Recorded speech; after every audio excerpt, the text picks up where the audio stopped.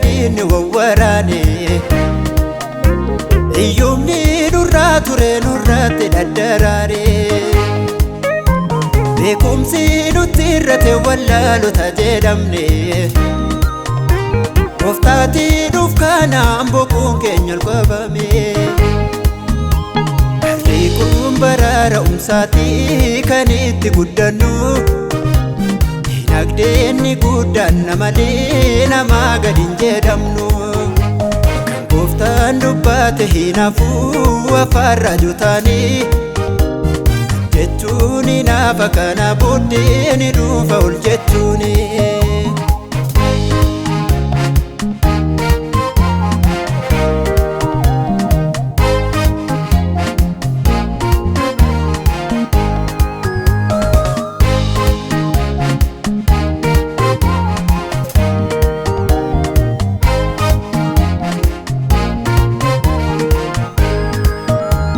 Jechaasa haddaa obbola walameessu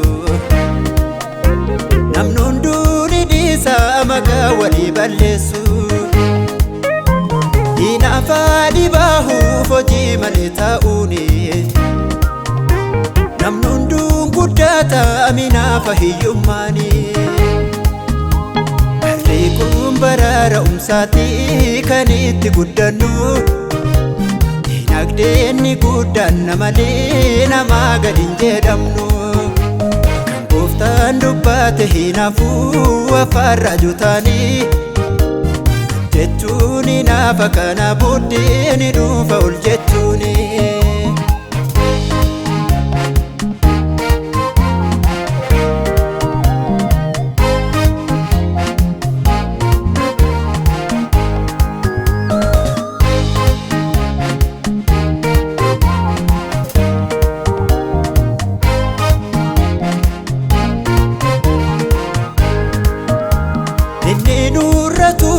jarra hedduu lakkoofsise innaaf guddaan jedhu nama hunda kan boossise hiyyumniif waraanne hinaafa wal jibbuune qulqulluuta taanaan moohatu cubbuune kun baraara'umsaatii kan itti guddannu dinagdeenni guddaan malee namaa gad hin jedhamnu kan gooftaan dubbate hinaafuu afaan raajotaanii jechuun hinaafa kana booddee ni dhufa ol jechuuni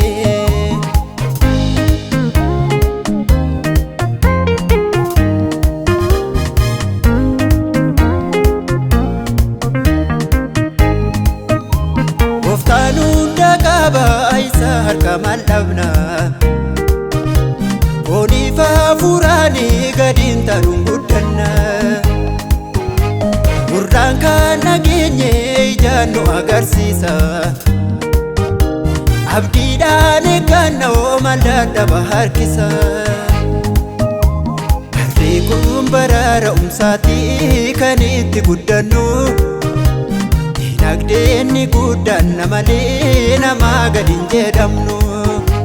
kan gooftaan dubbate hinaafuu afaan raajotaanii jechuun hinaafa kana booddee ni dhufa ol jechuuni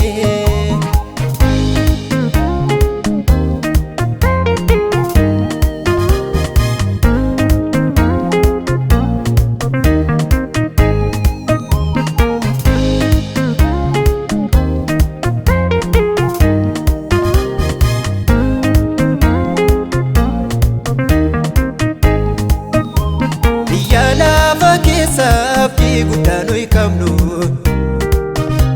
mataataana malee lamuu eegeen jedhamnu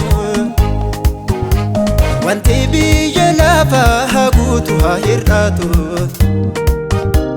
yeroo saayiga maleen jiru kan itti ulfaatu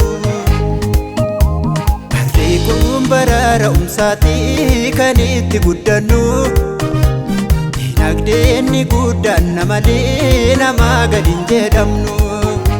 kan gooftaan dubbate hinaafuu afaan raajotaanii jechuun hinaafa gaafa kana booddee ni dhufa ol jettuuni.